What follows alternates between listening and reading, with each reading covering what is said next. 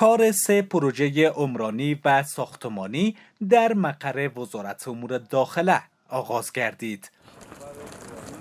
در مراسمی که به همین مناسبت در مقر وزارت امور داخله برگزار گردیده بود، مولوی فیض الله جمال حقانی معین تامینات وزارت امور داخله، مولوی زین الله عابر رئیس دفتر مقام وزارت امور داخله، انجینر حمیدالله حبیبی رئیس عمومی تعمیرات و نیز برخی دیگر از رؤسای قرارگاه وزارت امور داخله اشتراک داشتند.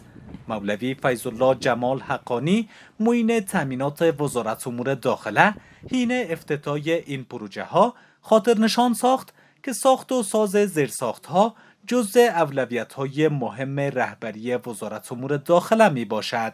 وی گفت به منظور ایجاد سهولت برای منصوبین پلیس، پروسه ساخت و ساز 118 پروژه ساختمانی برای قطاعات و جزءاتم‌های وزارت امور داخله در جریان سال روان در مرکز و ولایات کشور در حال اجرا می باشد.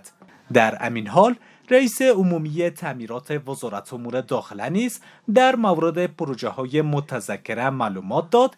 افزود این پروژه ها که اعمار مرکز خدمات عامه نیز شامل آن هستند به هزینه مجموعی بیش از 14 میلیون افغانی در مدت 6 ماه تکمیل و به بهره برداری سپرده خواهد شد. نن موږ دلته درې پروژې افتتاح کړلې، یعنې د کار د شروع ډبره موږ کېښودله. لومړی پروژه چې وه ګلدان و، چې هغه هم د ودیر ساختماني شرکت سره قرارداد شوی 3.3 میلیون افغانۍ باندې، چې انشاءالله الرحمن په 2 میاشتو کې به تکمیله شي.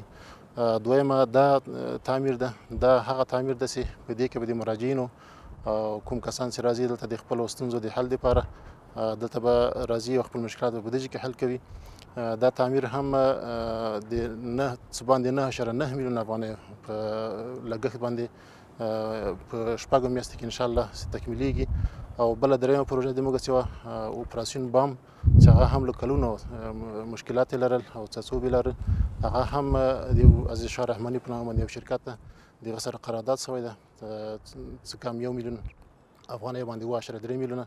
په ټوله کې دغه دریو وړو پروژو قیمت 14.1 میلیون قرارداد شوی ده او انشاءالله الرحمن چې 2 میاشتو 3 میاشتو او بالاخره د تعمیر به 6 میاشتو کې انشاءالله الرحمن تکمیل شي.